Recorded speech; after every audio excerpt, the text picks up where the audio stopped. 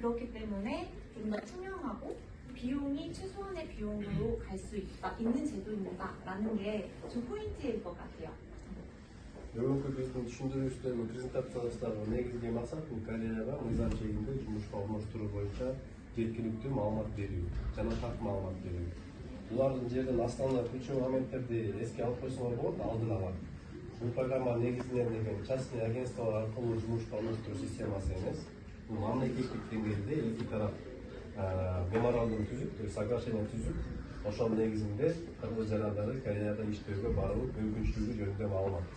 Жана бул бүгүнкү презентацияда силерге чыгымдар боюнча дагы, расходтор боюнча дагы түшүндүрүп кетебиз. Бул эмне үчүн биздин ошол политика прозрачный болсун жана балдарга тагыраак маалымат жеткиликтүү болуш үчүн примерный ориентировочный канча чыгымга учурайбыз деген маалыматты да берип кетебиз. 일단 저희 회사 소개를 간략하게 드리면 저희는 이제 한국의 고용노동부 산하 정부 기관으로서 우리 한국에는 이렇게 많은 지사가 있고 또 키르기즈스탄 EPS 센터를 포함해서 17개의 EPS 센터가 있습니다. Бұл негізі программа деген Кореяның Емгек министрлігінің астында HRD Korea деген организация бар. Ал организация деген Кореяда иш алып барат. Бирок чет мамлекеттерде 17 мамлекет азыркы учурда, анын ичинде Кыргызстан дагы бар. Ошол өлкөлөрдө өзүнүн өкүлчүлүктөрү бар. өкүлчүлүктөрү болсо EPS 센터лар деп коесак.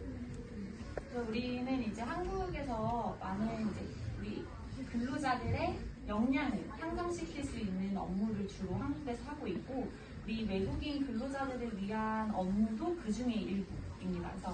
그래서 저렇게 EPS 센터에서는 외국인 한국에서 근로를 하고 싶은 사람들을 선발하고 조입, 그러니까 한국에 보내는 일인 거죠. 그렇게 업무를 하고 있고 또 우리 외국인 관련된 업무 중에서 이렇게 한국에 들어간 친구들의 초기 적응을 지원해주고 이런 부분을 저렇게 많은 한국의 지사에서 도와주고 있어요.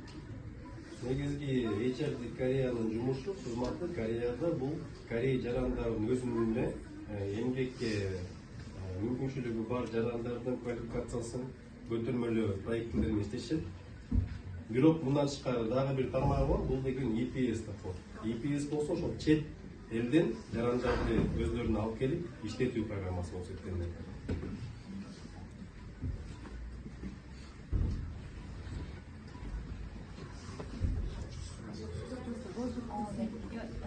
괜찮아요.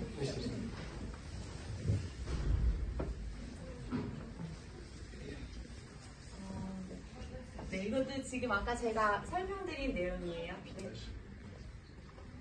네. 저희 이제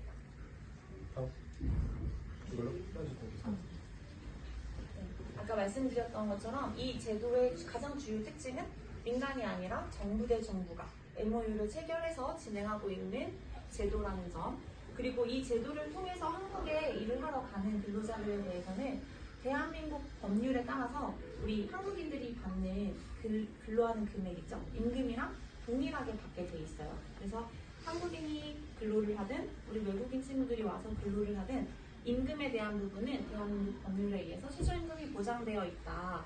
그리고 우리 외국인 근로자들이 한국에 가서 예를 들면 근로하다가 다치는 부분, 상해보험도 보장이 되어 있고 또 임금 체불 부분에 대해서도 보장이 되어 있다라고 보시면 될 것 같아요. 그리고 그러면 이 제도를 통해서 한국에 들어가서 일을 할 때 얼만큼 일을 할 수 있느냐가 여러분들이 또 궁금하고 중요한 부분일 것 같은데 이 제도를 통해서 들어가게 되면 우리 이제 총 4년 10개월 한번 들어가게 되면 4년 10개월 동안 근로를 할 수 있습니다. 그리고 다시 돌아와서 한국에 또 가고 싶을 경우에 나이만 조건이 된다면 다시 한번 4년 10개월을 일할 수 있어요. 그래서 총 9년 8개월 동안 EPS를 통해서 근로를 할 수 있다고 보면 됩니다. 이때까지 설명? 아까 말씀드렸던 것처럼 이제 타지키스탄이 추가돼서 총 17개 국가의 근로자들이 한국에 일을 하기 위해 오고 있고요. 우리 업종 같은 경우에는 제조업, 광업, 서비스업, 농축산업, 조선업 이렇게 다양하게 있는데 우리 키르 같은 경우에는 작년부터 제조업, 광업, 그리고 서비스업, 그리고 농축산업 이렇게 4가지 분야에서 들어가서 근로를 할 수 있게 되었습니다. бұл жерде азыркы моментте болсо биз основной ключевой моменттерди дагы бир жолу токтоп келе турган болсок, бул деген аңгиче айтып келе турган болсок, G2G деп коет. Бул мамлекет менен мамлекеттин ортосунда түзүлгөн келишимдин негизинде иш алып баруу. То есть жана айтып кеткендей частное агентство эмес деген түшүнүк. Кореяга мыйзам чегинде жумушка орноштуруу, дали Кореяда деген чет элдик жаран, мисалы үчүн кыргыз жараны Кореяга ушул программа менен барып жумушка иштей турган болсо, Корея жараны кандай укуктарга жана заработный платаларга ээ боло турган болсо, кыргыз жараны деле ошондой заработный платаларды алат. Мисалы алып кетип турган болсок, минимальная заработная плата жыл сайын Кореяда определенно белгиленет. То есть минимальная заработная плата на 25 год мынча дейт дагы. Ошол заработный плата чет элдик жаранга дагы обеспеченный болуп эсептелинет сөзсүз түрдө. Плюс ага дагы страховойдун түрлөрү кеткен. Корея жараны өзү негизи 4 страховой взноско регистрация кылынып, ошол менен камсыздандырылган болсо, чет элдик жарандар ошондой 4 страховкага регистрация кылынып, ошол негизинде камсыздандырып алынган. Жана максимальный срок пребывания в Корее легально 4 жыл 10 ай болуп эсептелинет. 4 жыл 10 ай иштеп келгенден кийин атайын процесстер бар, конечно. Эгерде бардыгы жакшы күжү болуп иштей турган болсо, Кыргызстанга кайтып келип, жашы жеткиликтүү болуп турган болсо, кайра эле 4 жыл 10 айга барып, максимальный срок, эгерде план действий жакшы болуп турган болсо, 9 жыл 8 айга чейин иштесе болот. Жаран. Минимум Калган. Бир ай, бир күн бардым, жумуш чаккан жок, Кыргызстанга кайра кайтып келе алсам. Эч ким кармабайт, эч нерсе барбайт. кандай условияларда иштейт мисалы? Ошол боюнча биз азыр жүктөрмө өтүп кетти эле, анан аягында суроо жооп болуп турган болсо, аягында жооп берели, общий жооп берели суроолорго. Бул программа боюнча өзүнүн жарандарын 17 мамлекет жүрөт. Азыркы учурда Средний Азиядан Өзбекстан, Кыргызстан, жакында эле Тажикстан кошулду. Өзү 5 категория бар. 5 сфера деятельности. Бул деген производственный сектор, заводдор, фабрикалар, горнодобывающий отрасль, өзү айтып тургандай жанагындай токен тармагына байланыштуу жумуш, сервиске болсо азыркы учурда бизде сервис 2 деп коет, бул ресторанный жана гостиничный бизнес болуп эсептелинет. Рыболовство жана айыл чарба жумуштары. Кыргызстан болсо азыркы учурга чейин производство, горнодобывающий отрасль, сервис жана айыл чарба иштерине кетет тармагы.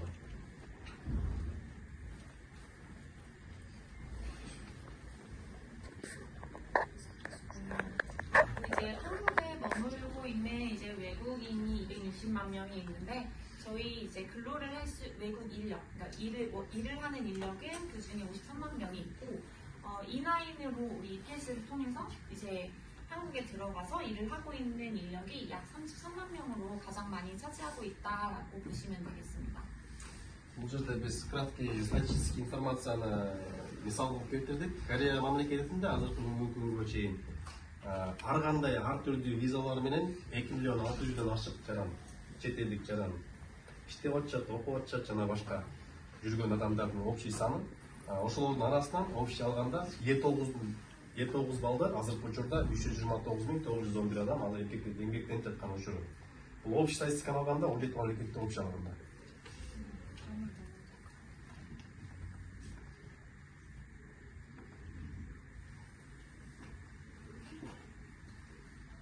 Кыргыздарчы? Корея. 이거 먹을까요? 이거는 이제 간략하게 우리 이 제도에 대해서 이제 얘기를 하게 되면 아까 말씀드렸던 것처럼 우리 원서 접수, 이 시험에 참여하기 위해서는 원서 접수를 하게 되고 그다음에 한국어 시험이랑 기능 시험을 보고 그다음에 근로계약이 오면 사전 취업 교육을 이제 45시간 일주일이에요. 이렇게 받고 한국에 들어가는 절차다라고 보시면 될 것 같습니다. Азыр бул момент боюнча биз дагы да кайтып кетебиз, токтолуп кетебиз. Бирок кыскача айтып кете турган болсок, башында общий процесс кандай түрдө болот дей турган болсок, башында регистрация, тест берүү, тест алгандан кийин контракт келген болсо, даярдык көрүп, предвыездное обучение, далее въезд в страну. Бул боюнча биз дагы токтолуп кетебиз. 그리고 이제 이렇게 우리 EPS에서는 우리 친구들을 선발을 해서 한국에 보내는 역할까지 하고 있고 아까 얘기했던 것처럼 우리 이 제도를 통해서 한국에 근로를 하러 들어가게 되면 다시 한번 한국 문화라든지 법 이런 부분에 대한 또 교육을 2박 3일 받게 되고 본인이 원할 경우에는 이 E9으로 들어간 친구들에 대해서는 무료로 한국어 교육을 또 받을 수가 있어요. 또 한국어뿐만 아니라 본인이 원하는 기술교육, 직무교육도 무료로 받을 수 있어요. 예를 들면 용접, 자동차 정비, 제과 제빵, 한식 이런 직무교육에 대한 부분 역시도 무료로 받을 수 있습니다. Негизги биздин IPS центрдин жумушу, негизги биздин кызмат Кыргызстандын ичинде бул жарандарды регистрациядан өткөрүп, тест өткөртүрүп, электронный база соискательдерге регистрация кылдыртып, ошол жерден контракт алууга мүмкүнчүлүккө чейин токтолот. Андан кийин жаран контракт алып Кореяга кеткен болсо, уже HRD Корея атайын тармак алып, ошол тармак иш алып барат дальнейшем. Токтолуп кете турган болсок, Кореяга баргандан кийин биздин жарандар кратковременный обучение өтөт, подготовка тоже. Андан кийин жумуш жайларына таркатылып иштеп башташат жарандар. Бош убактыларында бул негизи 5-дневка болуп эсептелинет, 8 сааттык жумуш, андан сырткары жаран бош. Мисалы үчүн суббота воскресенье бош болуп турган болсо, Кореяда жана айтып кеткендей квалификациянын көтөрмөлүү агенттиктери иштегендиктен 300дөн өйдө квалификация берилет Корея мамлекети. Ошол квалификация берүүдө дагы чет элдик жаранга бекер үйрөтүү программалары бар. Мисалы үчүн компьютер, сварка, профтехобразование түрлөрү. То есть каалаган тармагыңарга тиешелүү билимди алып, үйрөнүп, Кыргызстанга кайтып келсеңер болот кайра. Дальше ошону колдоп кетесиңер, либо Кореянын ичинен анда колдонуп жакшыраак иштейбиз дегенге мүмкүнчүлүктөр болот. И плюс Кореяда поддержка катары атайын консультационный центрлер болот. Кимдин кандайдыр бир көйгөйлөр, проблемалар чыга турган болсо, ошол центрлер аркылуу проблемаларын чечип беришет Кореяда. То есть жалгыз жаранды калтырып койбойт. 그래서 일단 제가 준비한 부분은 여기까지고 이제 앞으로 조금 그러면 이 시험이 어떻게 구성되어 있고 이런 부분에 대해서는 우리 직원이 설명을 해드릴 텐데 일단은 이 제도를 한마디로 다시 한번 요약을 하면 정부 간 주도를 하는 정부가 MOU를 체결해서 했다는 점 그리고 또 우리는 이제 무조건 돈을 벌기 위해서 우리 근로자들을 뽑아서 보낸다 이런 거에 그치는 게 아니라 일단은 근로자를 선발을 하고 안전하게 한국에 보내고 또 그 보낸 근로자들에 대해서 정부 기관에서 또 초기 적응이라든지 이런 애로사항이 있는지 케어까지 관리하고 또 그들이 직무에 대한 역량을 향상시킬 수 있도록 이제 프로그램도 되어 있고 또 귀국하는 부분까지도 같이 다 케어를 해준다는 점이에요. 그래서 그런 부분에 대해서 이렇게 설명을 드렸고 지금부터는 이제 그러면 시험이 어떻게 구성되어 있어요? 뭘 준비해야 됩니까? 라는 부분에 대해서는 저희 직원이 추가적으로 설명을 드릴게요. Азыр болсо буга чейин сизге основной ключевой моменттер сизге түшүндүрүп кеттик. Бул IPS жөнүндө түшүндүрмө, кандай эмне экенин, кандай ишти алып барат, кандай кызмат өткөрөт деген сыяктуу айтып кеткендей эле. Бул жактан биз балдарды өзүлөрү даярдалган балдарды биз тесттен өткөрүп, далее тест өткөндөн кийин электронный базага регистрация кылынып, контракт мүмкүнчүлүк алгандан кийин, контракт алгандан кийин Кореяга кеткенге чейинки жумуш жана Кореянын ичинде квалификациянын көтөрмөлөө жана укук тараптан жана башка тараптан поддержка берүү боюнча маалымат берип кеттик. Бул основной ключевой. Эми IPS тест кандай түрдө болот, эмне керек, кандай бул деген сыяктуу маалыматты азыр биз дагы мен түшүндүрүп кетем. Негизги IPS деген эмне айткансак, бул жумушка орношууга уруксат алуу деген система котормолосо. Негизги максаты бул кандай келип чыккан? Негизи Кореяда өзүбүздө эле билгендегидей жаш балдар заводдор, фабрикаларда ушундай кара жумуш кыскача айтпай турган болсо барбай калышты азыркы учурда. Ошон үчүн чет элдик жарандардан, чет элдик мамлекеттен чет элдик жарандарды кабыл алып, алардан аркылуу иштешип, дальше өзлөрүнүн бизнесин жана жумуш ордундарын толуктоо иретинде түзүлгөн программа. Бул моменттерге биз түшүнүп токтолуп кеттик. Азыр буларды айтып кетебиз по ходу. Айтылып кеткендей деле мамлекеттик орган, Кыргызстан тараптан исполнительный катары, то есть межведомственный орган катары айтып кете турган болсок, Минтруд Кыргызстана менен Минтруд Корея иш алып барат. Анын астында биз IPS центр как исполнительный катары, Кореяда Кыргыз тараптан болсо, бул ЦТГ центр занятости труда граждан за рубежом деген токтогул гвардияда жайгашкан офис. Бул деген жана миграционный деп айтылат балдардын тилинде. Ошол жак иш алып барат көбүнчө. Бул общий порядок. Башында жаран IPS тестке катышам деген турган болсо, башында деген корей тилин билүү, керек. Анткени тест өзү корей тилинде болуптан корей тилин билип тест тапшырса жакшыраак болот деген түшүнүк. EPS топик тапшырат. Обычный топик менен айырмасы бар. EPS астында кошулган. Топикте келген только тест на язык, а EPS топикте болсо уже заводской терминдер болуп, көбүнчө словарный запастан айырмаланат. EPS топик беребиз. Андан өткөн балдар определенный проходной балл менен скилл тест деп коет. Бул деген дополнительные навыки. То есть жарандын кол иштешүн, образ мышленияны, интервью иретинде текшерүүчү тест деп эсептесек болот. Ошол эки тестти жаран тапшырат. Тапшыргандан кийин бул тесттин эң кыйыны бул биринчи тест. Компьютер менен биле турган корейский тили боюнча биринчи тест. Ошол тестти өтсө эле жаран скилл тест деп ойлойт. Главный физический данныйлар менен образ мышления текшерүү тесттен өткөрсөңөр болот.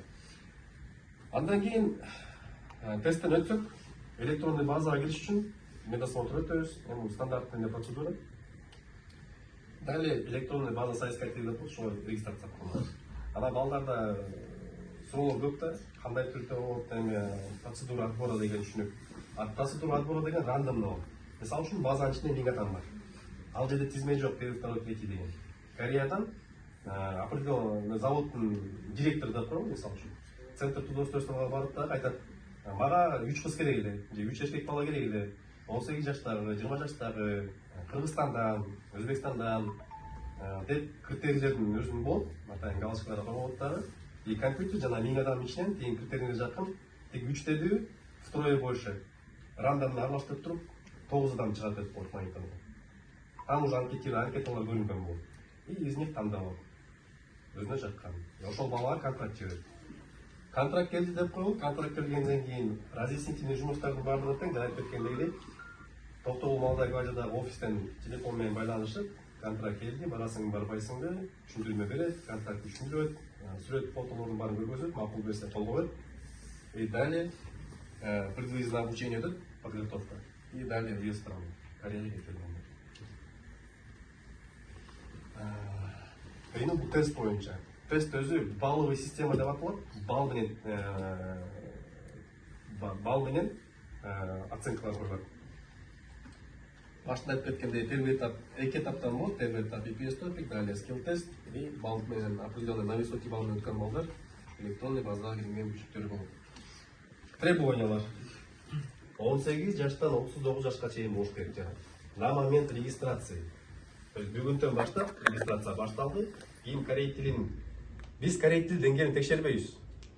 Начальник уровеньсиңби, канчанчы гыпсың жана корейский схема деп турганда. Текшербейбиз. Главное знание языка. Качасыңар тестке, качып дальше кете бересиңер. Дальше следующий эч ким канчанчы билесиң, билбейсиң деп силер менен сүйлөшпөйбүз. Потому что тест сам будет на корейском языке, ошон үчүн корей тилин билүү да керек болот. Тест деген кандай түрдө болот? Компьютерный тест болот. 40 суроо болот. 20 аудирование, 20 чтение. Компьютер менен бересиңер, бүт на корейском, 4 варианта ответа. Белгилеп кликать этүлө, дальше деп тестти бүтүрүп коесуңар. И далее тесттин аягында сразу кто сколько набрал, балл көрсөтүлгөн болот. Конечно, эме бар. Чыгым бар бул жерде, $28. Бул за участие в тестировании. Буну төлөйсүңөр. Далее порядокко жараша квитанциясын тапшырасыңар жана башка. $28 бул тестке катышуу үчүн берилип турган комиссия деп түшүнсөк болот. Проходной балл азыркы учурга чейин 55 балл от 100. То есть 155'ин алсаңар, значит тесттен өттүм деп түшүнсөңөр болот. И выше. Ал жакта болсо тест, скилл тест боюнча маалымат алып койдук. Для түшүнүктүү болуш үчүн понятие эмне бул деген. Физ данныйлар, рост, вес и так далее, соотношение. Интервью и жана айтып кеткендегидей ребустар. Чачмай, чогултмай, это опять же образ мышления. Анан колдардын бат кыймылдашуу жана башкача. Статистика боюнча айтып бере турган болсок, бул деген Кореяга 7-9 менен жыл сайын кеткен балдардын статистикасы. Пиковый эмебиз, моментибиз 22-жыл болгон после корона. Азыркы жылда 24-тө 421 адам кетти да Кореяга. Расходторго тотолуп кете турган болсок, жана айтып кеткендегидей, могул беттеги бул ошол башында берүүчү комиссия деп койсок болот. Расходтор $28 комиссия, медосмотр төлөйсүң. Медосмотр баасы өтөбүз да, 1000 сомдук медосмотр да. 1000 сомдук эмес, $20 деп көрсөтүп турат бул жерде. дәле паспорттарыңыз бар, алармен эметпейсиз, визага төлөйсүңөр. Бул после получения договора деген жер момент болсо, конкретно гарантия то, что сен Кореяга кетесиң дегенден кийин уже на билет, визага даярдап кетебиз. То есть чоң чыгымдар ошондо гана болот. Башында в основном только жана тестке катышуу үчүн комиссияга төлөйсүңөр. Эми ушул менен бүттү. Азыр часто задавай вопросторго биз сразу эле өзү даярдап койгонбуз ответтерди. Ошол боюнча түшүнүп кетет болсок, ИПС менен кимдер катыша алат? Любой гражданин Кыргызской республики болуш керек обязательно. 18-ден 30 жашка чейин болуш керек. Ранее не судимый, Кореяга барып, барбаса дагы не депортируемый, закон бузбагандар. Эмне жумуш аткарам Кореяга барганда? Жумуш ар кандай? Производственный сектор болсо, естественно, кайра эле завод, фабрикаларга барасыңар. Кыздар в основном легкий промышленность кабашат, тамак аш тармагына. Эркектер болсо тиги жака да, бул жака да кете беришет в основном. Ар кандай жумуштар бар, кээ бирөө станокто турат, кээ бирөө конвейерде турат, кээ бирөө упаковка, кээ бирөө сборка. То есть ар кандай жумуш. Возможно, оңой жумуш, возможно, кыйын жумуш. Это по ситуации кайра эле ар кандай болот. Заработная плата боюнча токтолуп кете турган болсок, на данный момент Корея айтып бардым башында. Корея жыл сайын минимальный заработная платаны бекитет. Ал 5 күндүк 8 сааттык жумуш. Андан сырткары иштей турган болсоңор, по часовой уже 1,5-2 раза выше төлөп берет ал акча. На данный момент биз эсептеп көрсөк, примерно ориентировочно минимальная заработная плата Кореяда 1500-1600 доллардын тегерегине түсөт. 1800 доллардын тегерегине чейин барат. Бул минимально. И далее уже силердин иштегениңерге жараша жана часовой сверхурочныйга жараша өсөт. То есть ар кандай балдар бар, кээ бирөө бар, 2000 тапкандар да бар, 3000 тапкандар да бар. Бул деген кайра жумушка жараша. Кореяда канча жыл иштей алам деп? Жана айтып кеткендегидей, стандартный трудовой договор 3 жыл, максимальный срок пребывания 4 жыл 10 ай.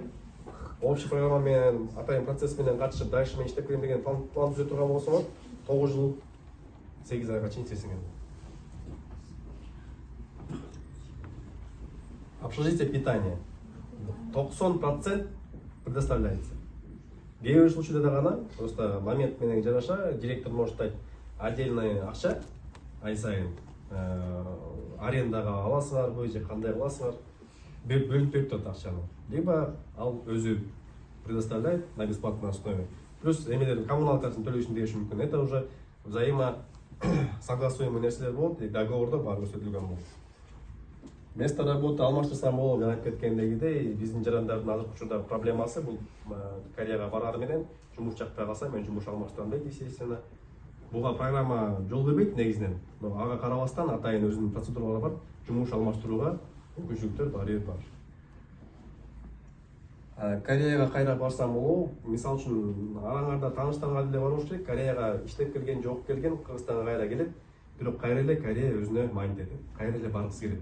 Ошол үчүн самый главный момент Кореяга баргандан кийин законду бузбай кайра кайтып келиш керек, чтобы кайра виза таза чыгыш үчүн. Ошондой эле бул Е9 программада да ушундай. Таза келсеңер, кайра Е9 менен катышып, кайра кетсеңер болот. То есть мындай сунуштар аз эмес, көп эле. Бул биздин жумуш учурубуздагы кадрлар башында компьютер менен берип аткан бул тест, далее скилл тест, сборочный моментти сүрөткө тартып койгонбуз, интервью, далее дагы эле ребус чачып чогултуп атканы, физический данный текшерип атканы, далее предварительное обучение и подготовка өтүп Кореяга кетип аткан учурлар. То есть кыскача бүгүнкү маалымат ушундай иретте болду. Бул жерде отургандардын баарыңарды айта албайм, мен кээ бирөөңөр кызыксыз деле болушу мүмкүн. Биздин негизги максат ушул информацияны тиешелүү деңгээлде жеткирүү иретинде. То есть информирование граждан, мага кереги жок болсо бул программа, может мен байкеме, жекеме, же тууган тааныштарыма, досторума керек болушу мүмкүн. Ушундай программа бар экен, катышып көрбөйсүңбү, барып көрбөйсүңбү дей турган болсоңор, катышсын. Возможность аябай сонун, процедура кыйын, оңой дебейбиз. Но аябай жакшы мүмкүнчүлүк. То есть жана 18-25 жаштын аралыгында кыска убакытта жакшы акча таап келем дегендерге аябай жакшы мүмкүнчүлүк. Ушуну менен бүттү. Азыр эгерде суроолор болсо, дополнительно түшүнбөй калган берсеңер болот. Директор өзү сизге суроолорго жооп берет. азыр бир ай калыптыр да эмегечи. Анан бир айдын ичинде тилди үйрөнүп өздөштүрүп кетсе болобу деген нерсе бар. Азыр эметип. 시험기간은 한 달밖에 안 남았는데 공부를 열심히 하고 있는데. 일단은 저희 접수가 오늘부터 목요일까지 있고, 그쵸, 시험이 한 달 남았는데 저희가 일단은 그러게요. 이게 한국어가 쉽지는 않아요. 근데 한국어뿐만이 아니라 모든 언어가 배우는 게 쉽지는 않고, 우선적으로 할 수 있는 방법은 저희가 일단 한국어 교재는 사이트에 제공해 드리고 있거든요. 그래서 그 교재에 기반해서 문제가 나오고 있기는 한데, 현재로서는 저희가 제공해 드리고 있는 교재, 그리고 또 이제 세종학당이나 MOU 해서 이제 영상, 동영상 강의 이런 부분은 무료로 제공하고 있어서 저희 공공기관, 저희 입장에서는 그 정도 지원을 해줄 수 있는 방법이 있을 것 같습니다. негізгі тура сұрағанда азыр начинающийлер үшін мысалы үшін мен тілді үйренемін бір айлар алып тұр тестке мен қанша аламын қанша алмаймын деген ол адамның өзіне зависит етеді кейбір балалар бар батыл жаттап қойды мысалы үшін 300-500 жаттап қойсаңыз уже бір нәрсе бар қатыссақ болды деген сияқты бұл қайда адамның өзіне зависит етеді кейбір балалар бар бір айда үйреніп қалады 3 айда үйреніп қалады негізгі стандартный курс 3 айда өтеді бұл қайда баланың өзіне зависит етеді может плюс может минус болушы мүмкін кейбіреу бар 10 жылдап келе корректно үйрене алмағандар бар бұл қайда жарандан өзінен зависит етеді ал азыркы учурда эми технология өнүккөн учурда азыр YouTube деген катуу иштейт мисалы үчүн YouTube'га EPS десеңер эле толтура онлайн курстар бар башка мамлекеттердин менен салыштырмалуу дагы видео роликтер бар даярданса болот жана айтып кеткендей деле деңгээлиңе текшербейбиз сен тил жеткенсиң сен тил жеткенсиң деп эч нерсе эметпейт самое главное өзүмө уверен болуп тест тапшырышым керек болду ошон үчүн кайы тилин билүү керек деген ой негизги максат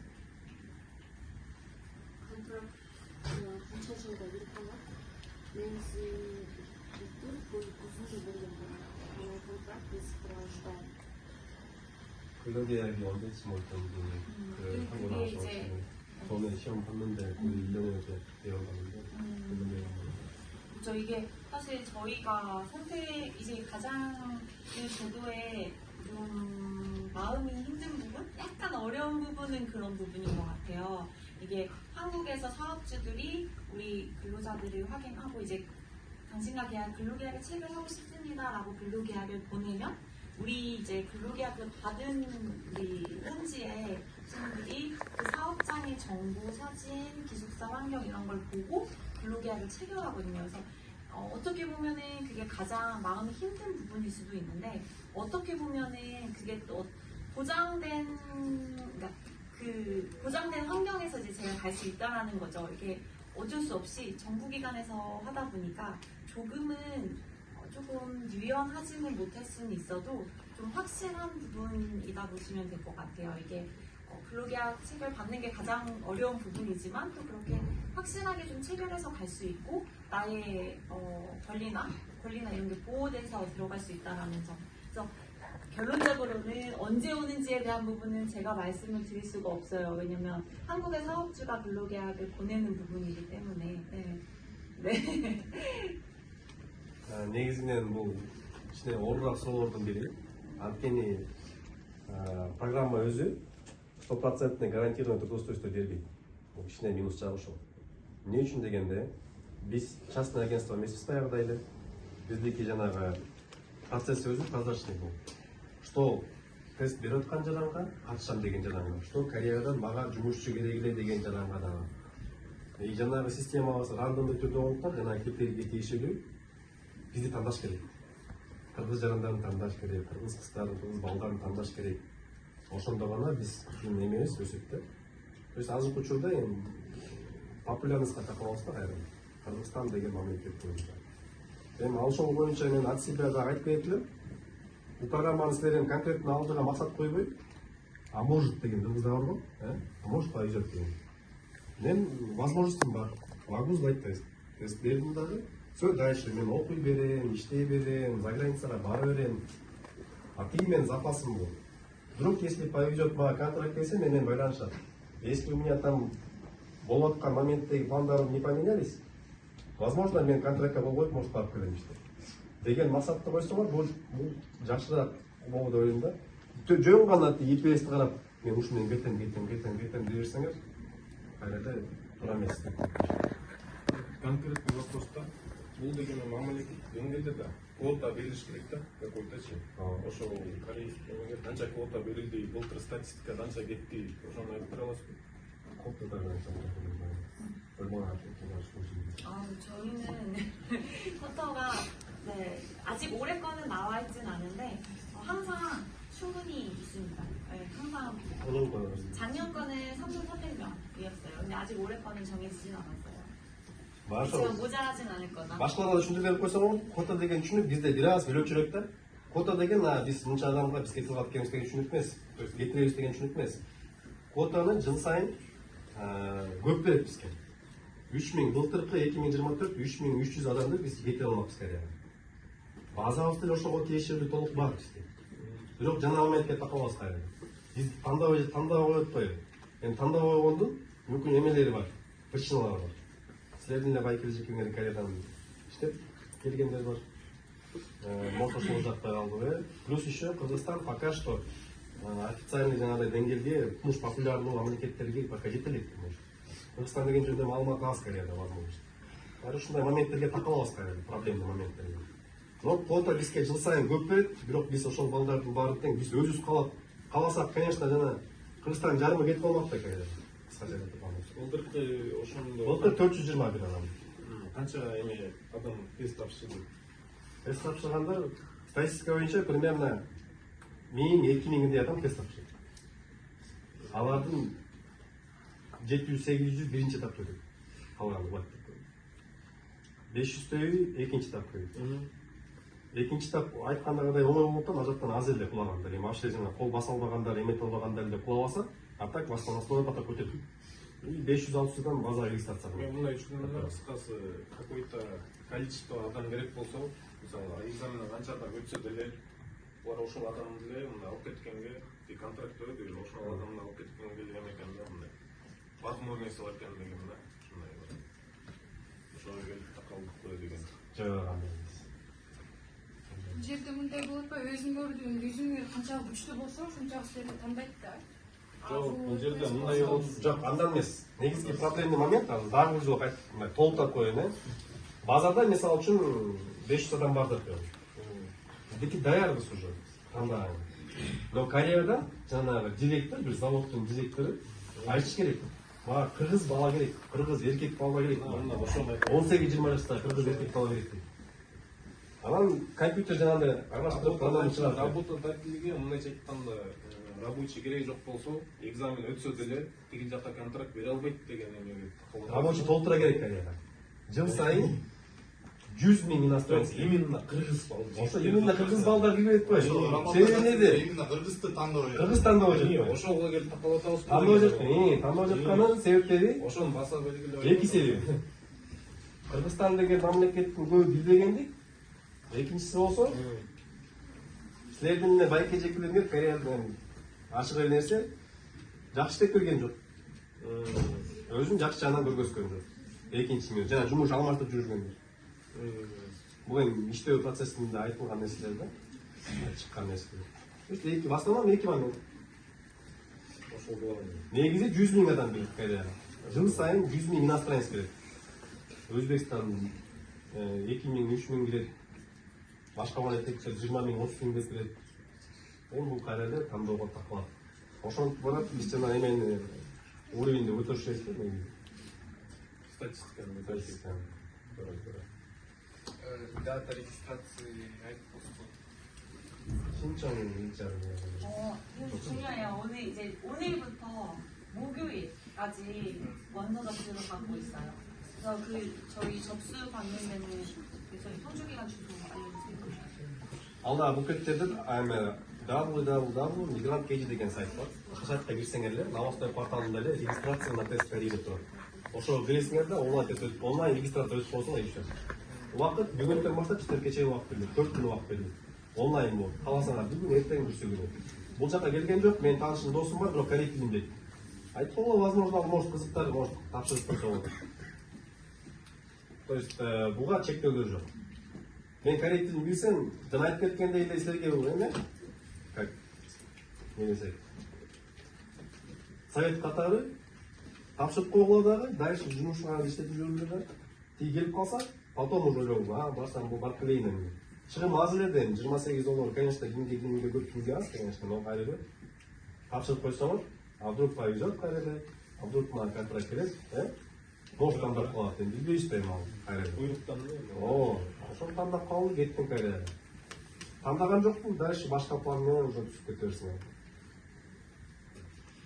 Биз кичине кечигип калдык, конечно, силерге маалымат берүү боюнча. Но эми корей тилин определенный деңгээлде билсеңер катыша бергиле. Аны эми боюнча айта кетсеңер, окууда жагы бар деп атпайсызбы, образование? Кореядан. Кореядан ошо. Квалификация. Ну, квалификация. 한국에서 교육 관련해서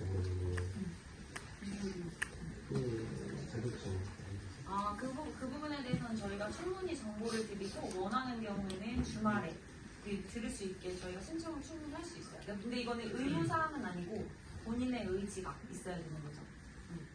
Кореядан жанагы бош убактыңарды текке кетпеш үчүн биз просто совет берип атабыз силерге. Кореяда деген 300дөн ашык квалификация берүүчү атайын категория сфералар бар. Ошолорго катышып окусаңар болот деген силерге совет катары.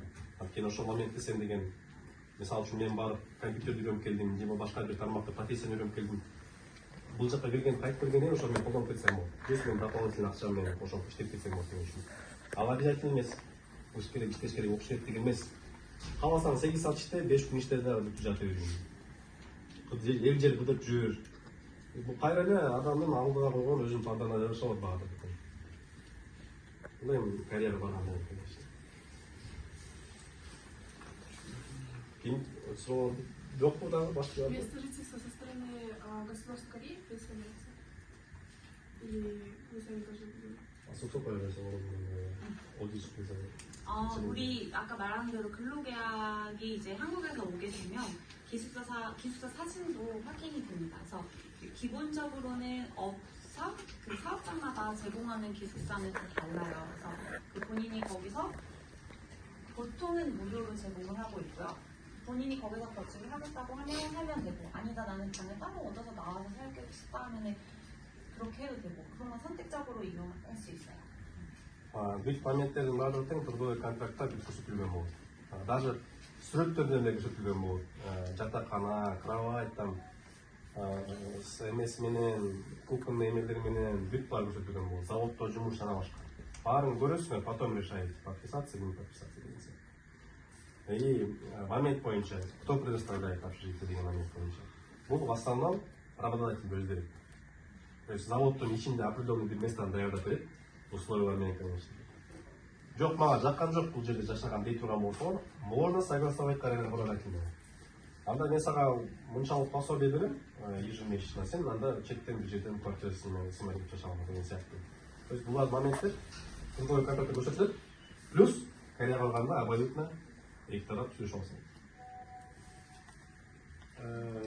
Бул жерден мейли нолдон башка элдин тилди үйрөнүчү. Кайсыл курстарды бул жерден совет бересиздер? 어느 학원을 추천하는지 모르겠는데 저희는 아까 말씀드린 것처럼 정부가 운영하고 있는 거기 때문에 별도의 학원을 추천하거나 운영하고 있지는 않아요. Биздин политикада негизи определенный курсту мактоого болбойт. И могу курска барсаң жакшы деп айта албайбыз. Сежоматтан келип окууга деп да биз айта албайбыз. Негизи биздин политика. Анткени биз мамлекеттик орган болуптан андай позиция бизде жок. Ал свободный доступта толтура. Ушул жакта мындай приколонный да, жумушта деп айтсак. Азыркы учурда любой языковой курста корейский бар, почти. И любой языковой курста корейский болсо, плюс подготовка к КТС топику деген бар. Ошол момент. Ошол да. То есть любой курска барсаң, мен ИПС топик бар десең бар дейсиң. Азыркы учурда баарын эле бар. Почти каждый день уже ИПС топикке даярдайт. Бул залда деле бар. Билгендер, барып келгендер барбы бул залда? Кореяга иштеп келгендер. Бар, мен иштеп барып келдим. Ошол жөнүндө айтып бербейсизби кенен? Эмнени айтып берейин? Кайсы негизин айтып бергиле. В целом. Ой, мына фактор философия эмне 있잖아요. 저기도 있고. мен бар бияқта бар мына бияқта бар бөліп алып істеп келдік. Мен мысалы үшін мен де өзің стилде қанша уақыт өзімнің опытымды айта тұрған болсам, мен Арабай университетте оқығанмын. Сіздер сияқты жерде оқып жүріп, Кореяға оқып та барып келдім. Келдік, келгенде айлық жоқ, конечно. Программаны көрдік, оқыдық. Барса болады екен деп түсіндік. Корей тілін білемін. Барып келейін дедім. Бірақ мақсатты конкретно Кореяда тұрған жоқ. Наможет деп жаңағыдай сияқты. Тапшырып қойдым да, дальше я іштеп жүре бердім. Контракт келді, ойландым, подписал, кеттім Кореяға. Ал оқымышты да керектүү емес болчу мен үшін. Бардым, барғаннан кейін жұмыс аябай оор болды. Өмірлі қолда сварка қармақшы емес. Жаққа барғанда сварка, болгарка қарматып іштедік. Үйрендік. на то стоит, не стоит. Опыт. Индивидуальный даже, общественный даже. Қысқасы, егер де жаш бала, еркек басқаннан 18-ден 20 жастың тегерегінде болсаң, университетте оқуайын десең, жақта жүріш не стоит. За границаға кетіп келе бар, 5-6 жашында ақша таппады, Қырғызстанға қайтып келді да, үйленіп жайланып, ішіне кетті. Қысқасы еркектер үшін мұндай қарағандачы. Бірақ мен аргиннен арғандай ойы арғандай. 5 қол тең емес. Может, сен айтын үйреніп мен деген ютубпен ақша табамын дейсің. Азыркы жаштар ушундай көбөйдү го? Азыр деген мысалы конкуренттер көбейіп кетті да. Конкуренция. Конкуренция көбөйгөндөн аябай ар бир өңөргө тең жумуш берилип, Өзіңіз қанша жыл іштеп келдіңер ошондо? Мен 2 жыл иштеп келдим. Сізге Акча табып 4 жыл иштеп Ошол келдим. жактыбы сизге? Акча табып жакшы эле. Грубый. Кореяга барып, Жер ошол көрүп. вакытта зарплата жакта мен $200 тегин таштым. 2010 жылда. Кореяга барып $1,500 алып атсаң, Жакшы. жагабы жакпайбы? Ошол убакка салыштырмалуу. Анда еще да анандай официанттан башка жумуш жок болчу. Азыркы учурда ал зарплата 3 миллион, то есть $2,5–3 миң. Азыр канча акча табасың мисалы үчүн? Азыр безработный. $1000 жетпейт акча. Тияка барып $3,000 тапсаң жакшыбы жаманбы? Жана оор акча заработать барып калгандан кийин жумуштун оор кыйын унутуп коесуң. Акча деп. Шанс силерге. Кого-то шанс. Онлайн регистрация алганда мен ОСС-ке чыга электим да. Чыга элексиң. Качан чыгасың? Жакында чыгам. Жакында качансың? 30-да. Анда болбой калды, болбойт. На момент регистрации 18-де болушу керек. 1-2 күндө болбойт. Мен 1-2 жумада чыгып кетем, болбойт. Эме база не принимает. Албайт да. Тест кийин болот го дегендер да бар. Болбойт. Сизге айтпай сен тапшырып койсоң деле болот. Көрбөйсүңбү? $28 төлөп. Жок, жанагы тесттеу листке чыкпайсың сен. Анткени сен не кандидатсың. И кайра эле 39 жашта да ошондой сан бар. На момент регистрации 39да болуш керек. 40 болсо уже болду. Байке, мисалы ушака визамен келип жумуштачы.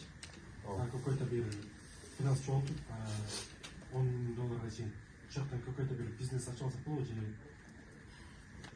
Ну, Я работаю по визу,